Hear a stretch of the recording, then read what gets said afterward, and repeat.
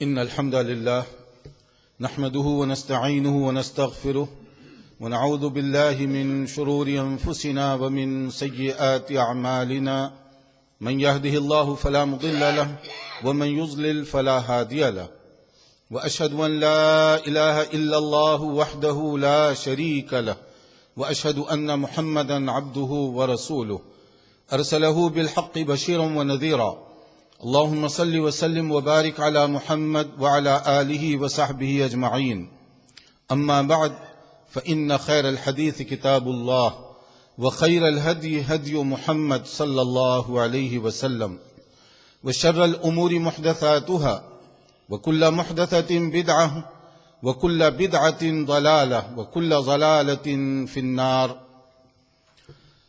حضرات، اللہ تعالیٰ نے مختلف اوقات میں انبیاء کرام کو مبعوث فرمایا.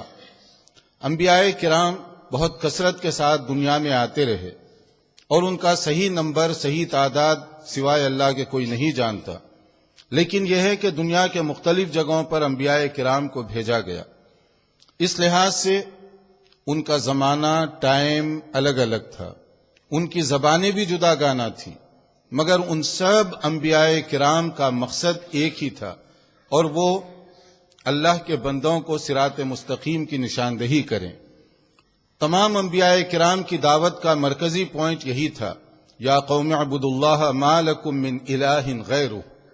تمام انبیاء کرام نے اپنی گفتگو یہیں سے شروع کی کہ تم ایک اللہ کو چھوڑ کر کسی اور کی عبادت نہ کرو.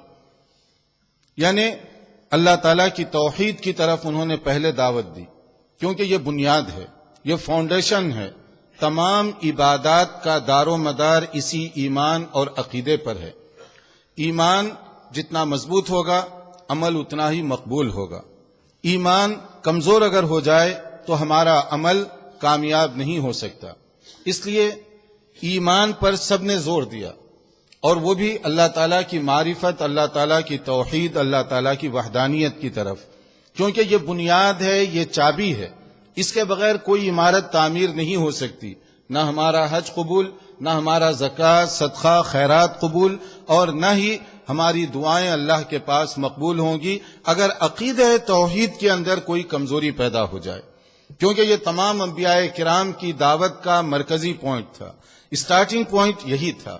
فوکس اسی نقطے پر تمام انبیاء نے کیا.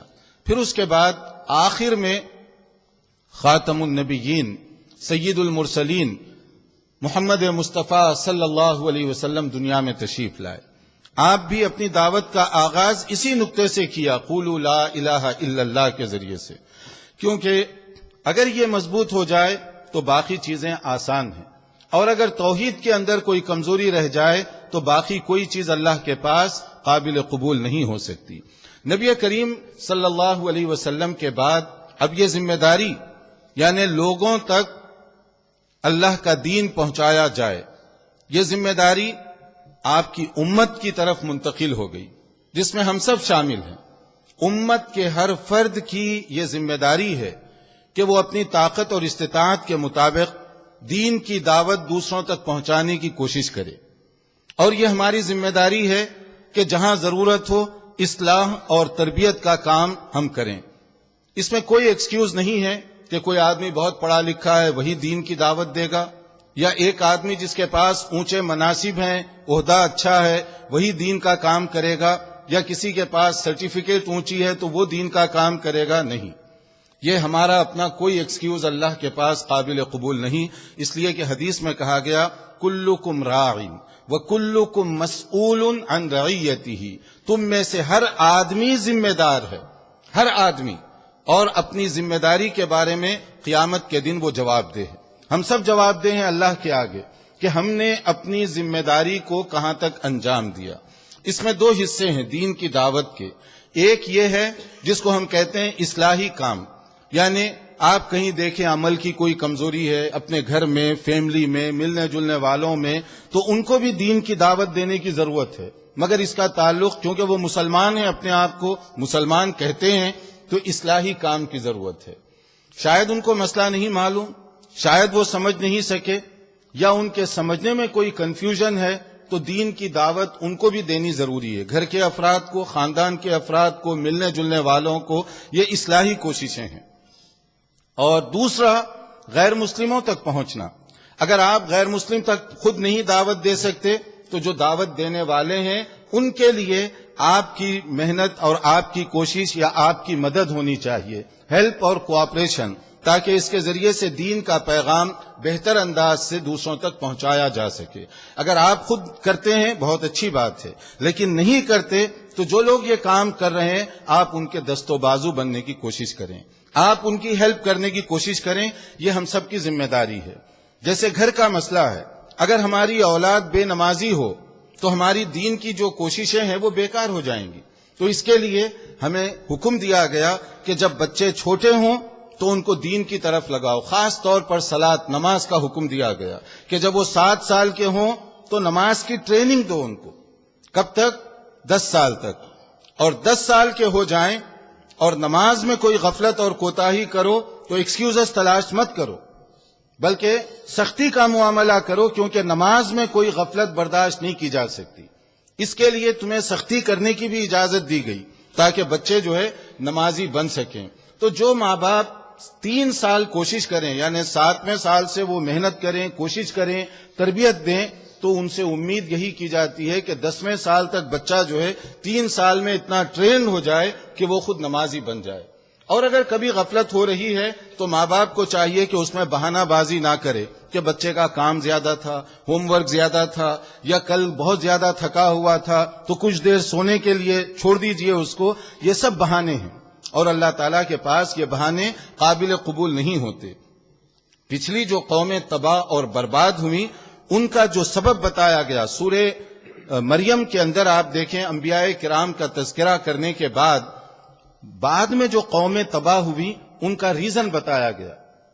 کیوں تباہ ہوئی، کیوں برباد ہوئی؟ فخلف من بعدهم خلف اضاعوا الصلاة واتبعوا الشہوات فسوف یلقون غیا، کہ ان کے بعد ایسے لوگ آئے جنہوں نے نماز کو ضائع کیا. پہلی بیماری، قوموں کی تباہی کی پہلی بیماری، نمازوں کو انہوں نے ضائع کیا اور اپنی خواہشات کے ڈیزائر کے پیچھے لگ گئے. جو کچھ دل میں آیا وہ کرنے لگ گئے، چاہے وہ جائز ہو یا ناجائز ہو، حرام ہو یا حلال ہو، کیونکہ ان کا مقصد اپنے آپ کو پلیز کرنا، نفس کو مطمئن کرنا ہو گیا. تو اس وجہ سے وہ تباہ اور برباد ہوئے. تو اس کا معنی یہ ہوا کہ اگر گھر میں نماز کے مسئلے میں غفلت اور سستی ہو رہی ہے تو باپ اس میں ایکسکیوز تلاش کر رہا ہے یا ماں ایکسکیوز تلاش کر رہی ہے، تو گویا کہ وہ یہ کہنا چاہتے ہیں کہ گھر تباہ ہو جائے، ہونے دو. کیونکہ جو نماز ضائع کرے گا تباہی اور بربادی ہوگی اس کی. اور وہ تباہی کی مختلف شکلیں ہیں. تو تباہی اور بربادی جو آتی ہے اللہ تعالیٰ کی طرف سے، جو آفت آتی ہے، اس کے مختلف انداز اور اس کے مختلف طریقے ہیں.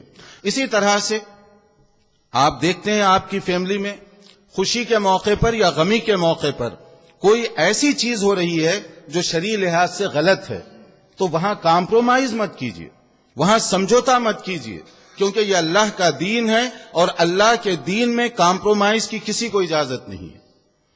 دین کے مسئلے میں بڑا کلیئر آدمی کو ہونا چاہیے.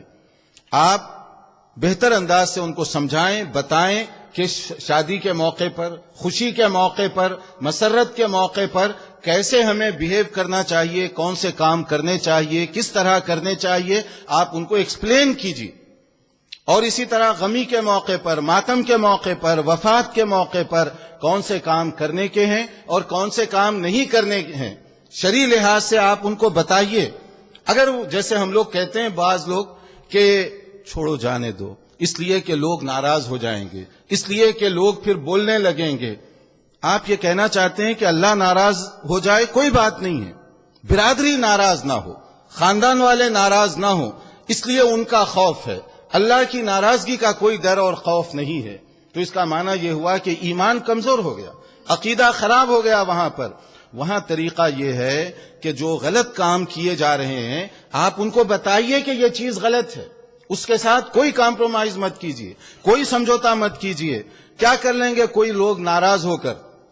کیا آپ کا رزق جو اللہ نے مقرر کیا ہے کوئی اس سے چھین سکتا ہے؟ یا آپ کی زندگی جو اللہ نے مقرر کی ہے کوئی اس میں کمی یا زیادتی کر سکتا ہے؟ کچھ نہیں کر سکتا. اور شرعی ایک مسئلہ یاد رکھیں ہمیشہ، صحیح مسلم کی حدیث ہے، ہر آدمی کو یاد ہونی چاہیے کہ نبی کریم صلی اللہ علیہ وسلم نے فرمایا لا طاعت لمخلوق فی معصیت الخالق، اللہ کو ناراض کر کے کسی کو خوش کرنے کی کوشش مت کرو۔ اللہ اگر ناراض ہو رہا ہے، باقی لوگ راضی ہو کر کیا کریں گے آپ کو؟ اس لیے ہمیشہ دیکھنا چاہیے انما الطاعۃ فی المعروف، دوسروں کی بات مانیے مگر خیر کی چیزوں میں، جائز چیزوں میں۔ اگر کوئی ناجائز چیز ہو رہی ہے تو آپ کمپرومائز مت کیجیے، آپ اس کے ساتھ سمجھوتا مت کیجیے، ان کو سمجھائیے۔ اور اس کے بعد دوسرا جو مسئلہ ہے دوسروں تک دین کی دعوت دینے کا، دوسروں تک دین کی دعوت، اور خاص طور پر اس زمانے میں جبکہ ہم لوگ دیکھتے ہیں کہ مشکلات ہیں، پرابلمز ہیں، دین کی بات کریں گے تو شاید فلاں مخالف ہو جائے گا، فلاں مخالف ہو جائے گا، ہماری نظر آدھی ہے، اس لیے ہم تصویر کا ہمیشہ آدھا رخ دیکھتے ہیں، ورنہ اگر پوری نظر آپ رکھیں تو جہاں مشکلات ہیں وہاں سہولتیں بھی موجود ہیں۔ اسی آپ دیکھیں کنٹری کے اندر اسلام کے خلاف بہت سارے لوگ ہیں، بہت ساری ایجنسیاں ہیں جو اسلام کے خلاف کام کرتی ہیں اور اسلام کے خلاف ایک دوسرے کو الجھانے کی کوشش کرتی ہیں۔ یہ چیلنجز ہیں، یہ مشکلات ہیں، مگر اس میں سہولت کی بات کیا ہے کہ جو لوگ مسلمان ہو رہے ہیں ان کی تعداد آئے دن بڑھتے جا رہی ہے۔ کتنے ایسے غیر مسلم ہیں، کتنے ایسے انگریز ہیں جو کل تک اسلام کے شدید مخالف تھے اسی کنٹری میں، بلکہ اسی شہر میں، اور آج وہ اسلام کے خود داعی بنے ہوئے ہیں۔ الحمدللہ وہ اسلام کی تبلیغ دوسروں تک کر رہے ہیں۔ کل کون کہہ سکتا تھا کہ وہ آدمی اسلام کا جو اتنا شدید مخالف ہے اسلام قبول کرے گا؟ کیونکہ اللہ کا دین ہے، کب کس کی دنیا بدل جائے، دل کی حالت کب تبدیل ہو جائے کوئی کہہ نہیں سکتا۔ کتنے ایسے لوگ ہیں فرانس میں اسلام کی شدید مخالفت اور اسلامی چیزوں پر پابندی لگانے کے لیے کئی قوانین بنائے جا رہے ہیں، مگر یہ بھی دوسری طرف دیکھنا چاہیے کہ صرف مشکلات پر نظر نہ ہو، اچھی چیزوں پر بھی نظر ہو تاکہ فیصلہ کرنے میں آسانی ہو۔ وہ یہ ہے کہ جس فرانس کی حکومت اسلام اور مسلمانوں کی بہت سی چیزوں کو روکنا چاہتی ہے، اسی فرانس میں اس وقت یورپ کے اندر سب سے زیادہ مسلمان پائے جاتے ہیں۔ الحمدللہ سب سے زیادہ مسلمانوں کی تعداد ہے۔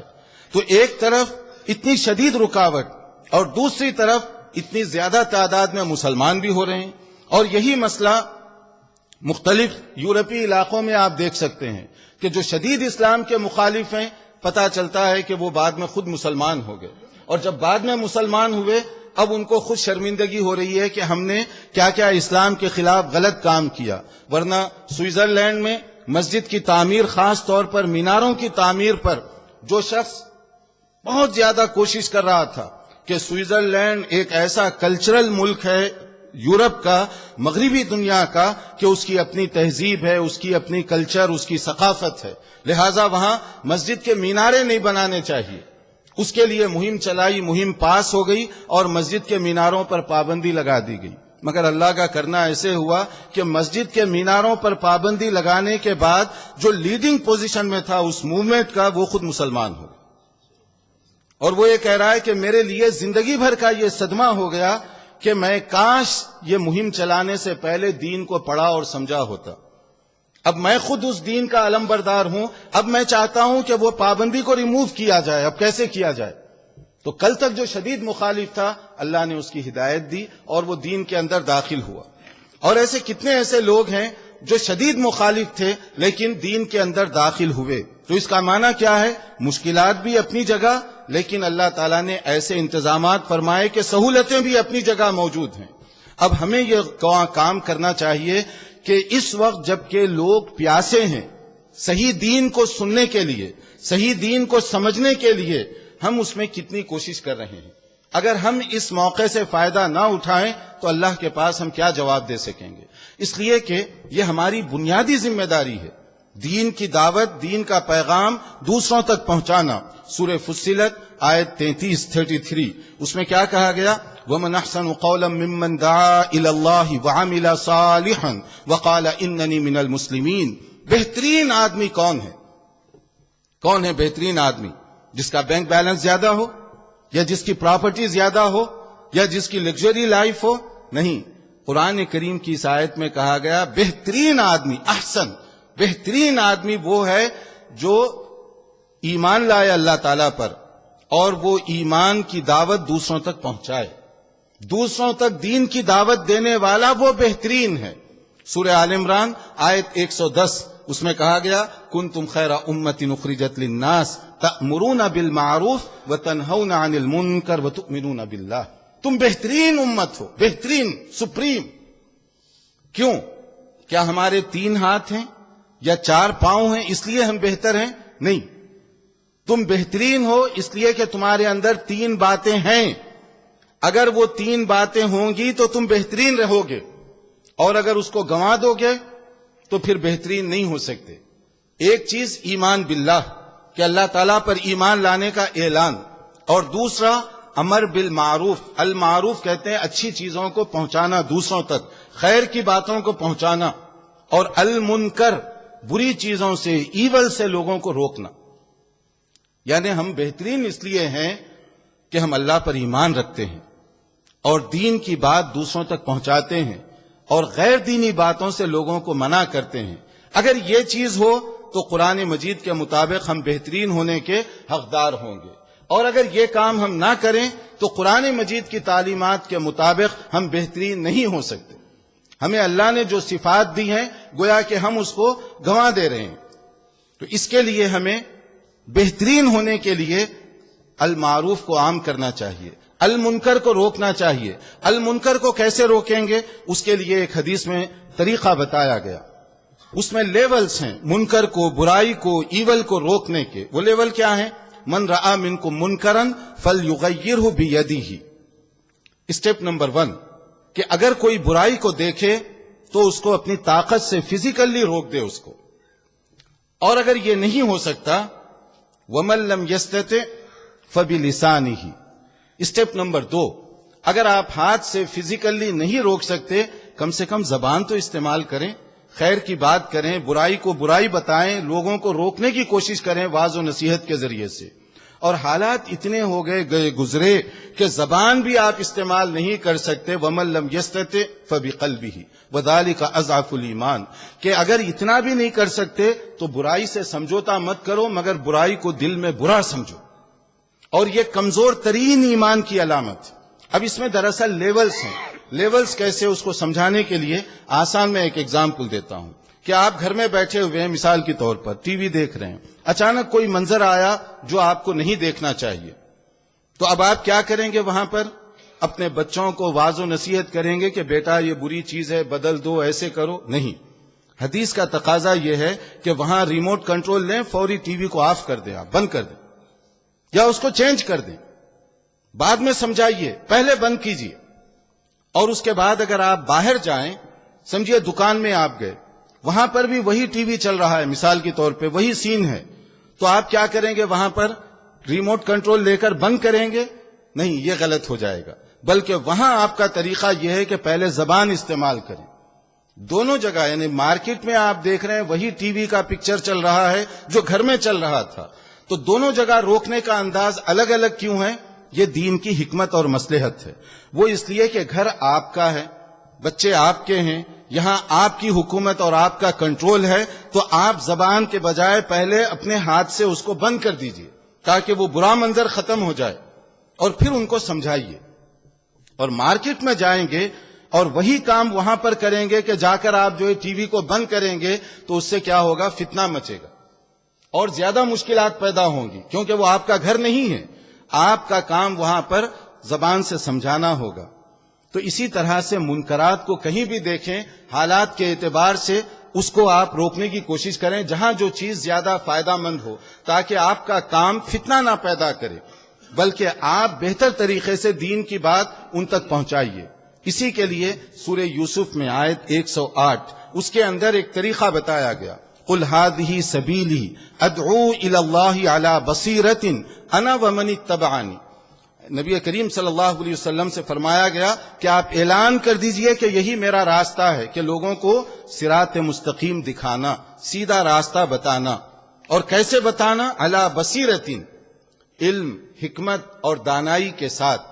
تو اس میں ایک پیغام سب کے لیے، ہم سب کے لیے، پہلے ہمیں معلوم ہو کہ المعروف کیا ہے، ہم خود جانتے ہوں کہ دین کیا ہے، ہمیں معلوم نہیں اور دوسروں کو دین سکھانے کے لیے چل پڑے.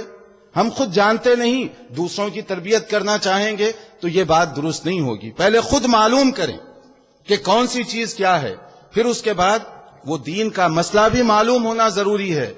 آپ اپنی پرسنل اوپینین دوسروں کے اوپر فٹ کرنے کی کوشش نہ کریں, کیونکہ آپ کی اوپینین سے میں اختلاف کر سکتا ہوں, میری رائے سے آپ اختلاف کر سکتے ہیں.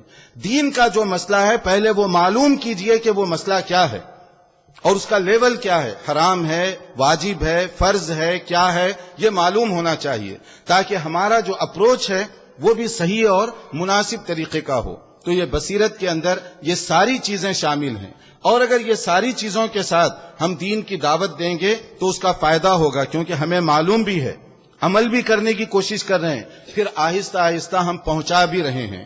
اور پہنچانے کا بھی دائرہ کیا ہے؟ سورہ تحریم کی آیت 6 میں کہا گیا, یا ایھا الذین آمنوا قوا انفسکم واہلیکم نارا, کہ اے ایمان والو اپنے آپ کو جہنم کی آگ سے بچاؤ. یہ دائرہ نمبر 1 ہے. پھر اس کے بعد اپنے گھر والوں کو, دائرہ نمبر 2. پھر اسی طرح اس کو آگے پھیلاتے جاؤ.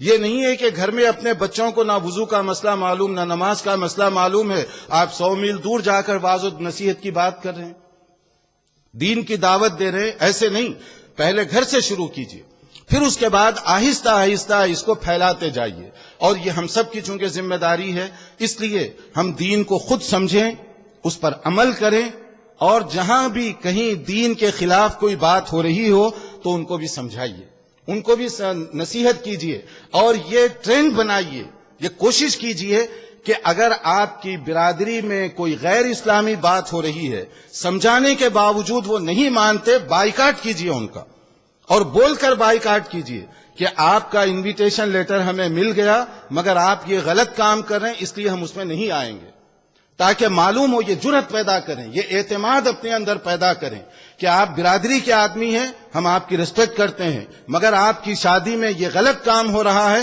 اس لیے ہم نہیں آئیں گے اس میں, تاکہ ان کو فیل ہو, ان کو احساس ہو کہ آپ کے غیر اسلامی کام کی وجہ سے بائیکاٹ آپ کر رہے ہیں. اسی طرح سے مختلف موقعوں پر, مگر پہلے سمجھائیے, پہلے ان کو بتائیے. یہ نہیں کہ وہ چچا جان کیا سمجھیں گے, پھوپھی جان ناراض ہو جائیں گی, خالہ جان ناراض ہو جائیں گی, کوئی بات نہیں. اگر یہ ناراض ہوتے ہیں, اللہ کے نبی صلی اللہ علیہ وسلم سے بھی مکے والے بہت ناراض ہوئے, اور مکے والوں نے آپ کو مکہ چھوڑنے پر مجبور کیا, مگر نبی کریم صلی اللہ علیہ وسلم نے غلط چیزوں کے ساتھ کمپرومائز نہیں کیا, مگر اس کے لیے اعتماد چاہیے, اور وہ اعتماد اپنے اندر پیدا کیجئے تاکہ لوگ محسوس کریں کہ ہم اگر غلط کام کریں گے تو ہماری اپنی برادری کے لوگ اس کا بائیکاٹ کر دیں گے, ہماری اپنی برادری کے لوگ اس میں شریک نہیں ہوں گے. تو یہ ساری گفتگو کا خلاصہ یہ کہ اس وقت دین کی دعوت یہ اس کے لیے بہترین موقع ہے, ہم سب اس کو بھرپور طور پر استعمال کریں, اور پھر اسی طرح سے اپنے بچوں کی, اپنی فیملی کے افراد کی صحیح تربیت بھی کرنے کی کوشش کریں تاکہ اللہ تعالیٰ کے پاس ہماری نجات ہو سکے, دنیا میں بھی ہم کامیاب ہوں, آخرت میں بھی ہمارے لیے اللہ تعالیٰ کی طرف سے درجات مل سکیں. اللہ تعالیٰ سمجھنے اور عمل کرنے کی توفیق عطا فرمائے. وآخر دعوانا ان الحمد للہ رب العالمین.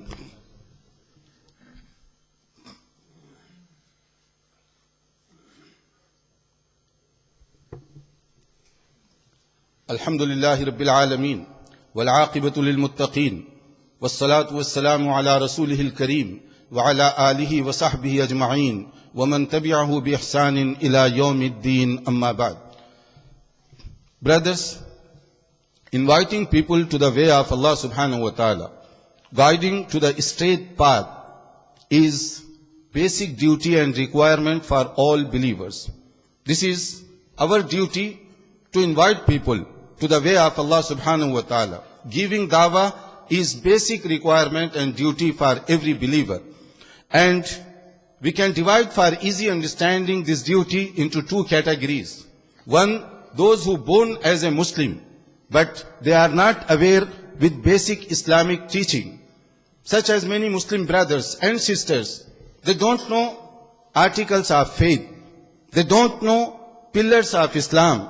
They are not aware about basic things relating to wudu, tahara or salah. So this is our responsibility as a parents, as a brother, that we have to educate them. We have to give them proper tarbiyah in order to teach them what is iman, what is aqidah, and how we are going to do wudu, tahara, and salat as a Muslim, basic and like daily things which we all need to put in practice. As a Muslim, parents, this is our responsibility. Otherwise, there are some brothers, some sisters, they don't bother about these things. Like for example, many of our respected sisters, they are making excuses to their children, saying that because of too much homework, so then don't ask him to get up in the morning for salat. So this is excuse. This is not acceptable for a Muslim. And similarly, they are saying, oh, today he has timetable to go to football. Therefore, he cannot attend to salat or congregation. This is not acceptable. So we have to make this balance that laziness in salat is not acceptable. So we have to be careful about these things. And second thing, giving dawah to others. And before that, like in our family members, maybe many brothers and sisters, they are not aware about Islamic teaching. That's why if you go, if there is any happy occasion or sad, sometimes they are doing things which is not appropriate. Sometimes they are doing things which is not according to the teaching of Quran and Sunnah of Nabi sallallahu alaihi wasallam. So give them advice. Don't compromise with these things. Because our many respected brothers, elders especially, they are saying, if I explain these things, maybe they will not happy with this. They don't accept that. So you don't have to bother. You have to give dawah to them as well. Because they are your family member. Therefore you have double right. If they are doing something which is not appropriate, if they are doing something which is not according to hadith of Nabi Kareem sallallahu alaihi wasallam, don't compromise with them. Don't be compromised in evil activities. You have to explain what is right and what is wrong. If they accept, so alhamdulillah. If they refuse, you are not going to be lose anything. You will get your reward from Allah subhanahu wa ta'ala. Otherwise, after death, in our families, many respected brothers and sisters, they are doing things which is not appropriate. And at the same time, we don't want to explain them.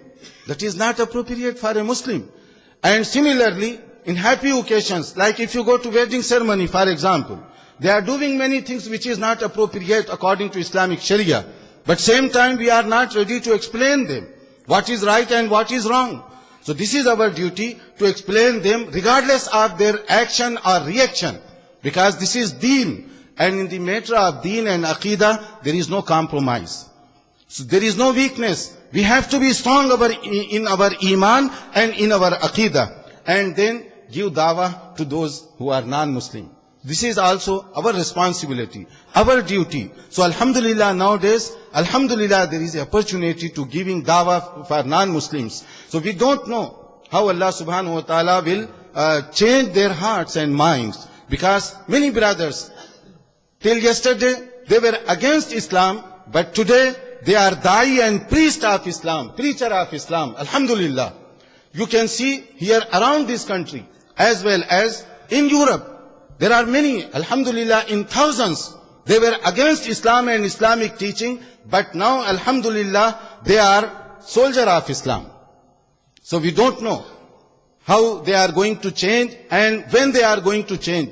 We have to fulfill our duty as a Muslim, giving dawah. Otherwise, you are friend, you are partner in your business, you are neighbor, but you did not pronounce any single word to them about Islam, about Quran Majid, about teaching of noble Prophet sallallahu alaihi wasallam. So this is also our responsibility and duty. And according to Surah Tahrim, my brothers, Allah subhanahu wa ta'ala saying that we have to start that you have to protect yourself and your family member from hellfire.